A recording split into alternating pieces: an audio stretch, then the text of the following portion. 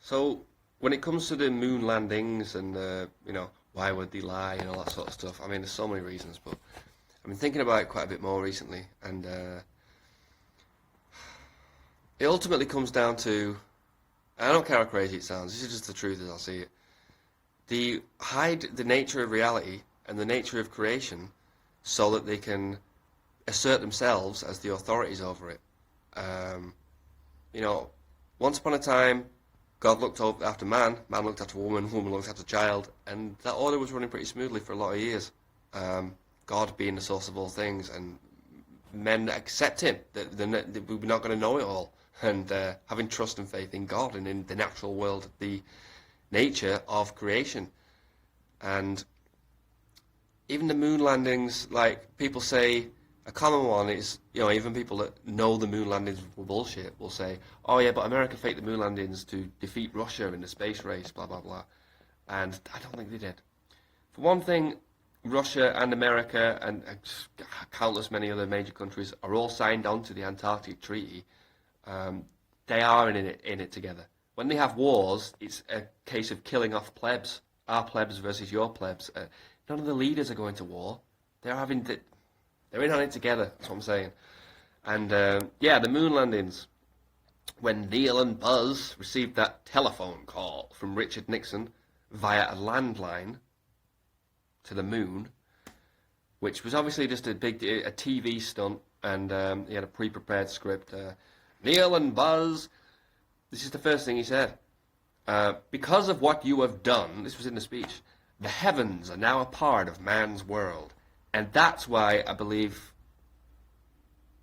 a major reason, if not the major reason, was to ultimately do away with faith, to do away with God, to do away with people's belief and people's faith in God. Because once people have faith and belief in God, you as a fellow man, as a fellow human being, don't get to assert authority over them, at least not entirely.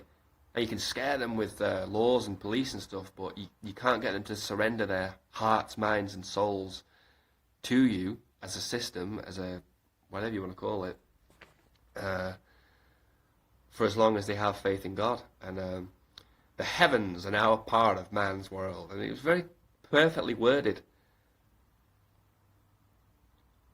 Social science, so-called social science and behavioral science are what run this shit. We think it's chemistry and physics, the scientists have said blah, blah, blah, but it's all emotional manipulation. That's what the establishment media deals in, is emotional manipulation. I've got a bit off track.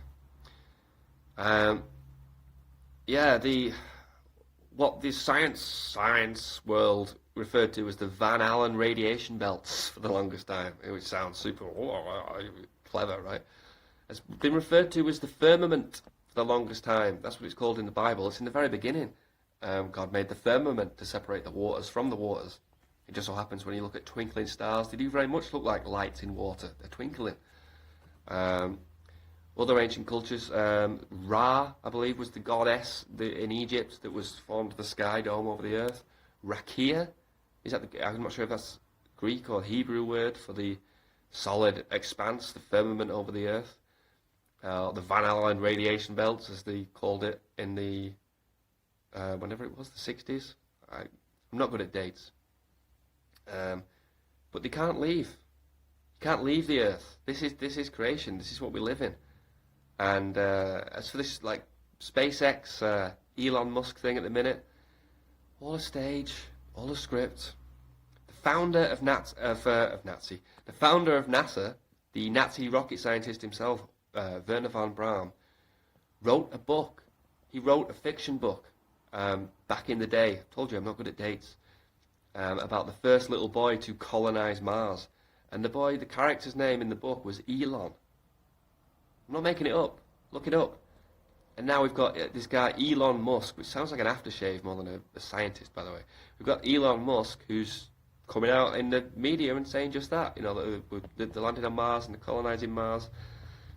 If they can make you believe that they can land on Mars, they can make you believe anything. If they can make you fear the air, they can make you fear anything. And fear, obviously, is a huge part of this control system, this whatever you want to call it, world we live in. Because fear constipates the conscious mind. It's once you're fearful, you're not willing to weigh up possibilities. You just cling to the nearest conclusion, and yeah, the they hide the nature of reality in order to then supply us with a false one. They empty you out to fill you up. Um,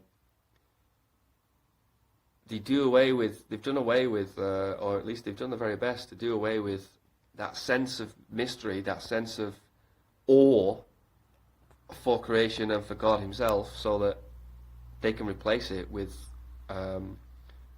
so-called science. Science, by the way, is a method, the scientific method, which almost nobody applies when looking at these things. The conclusions of celebrities on television who you are told are experts, that's not science. Accepting the conclusions of the people on TV is just, I mean, there's no other way to put it than mind control, especially when they've already laid you with the fear, and everything necessary to make you vulnerable to their conclusions. The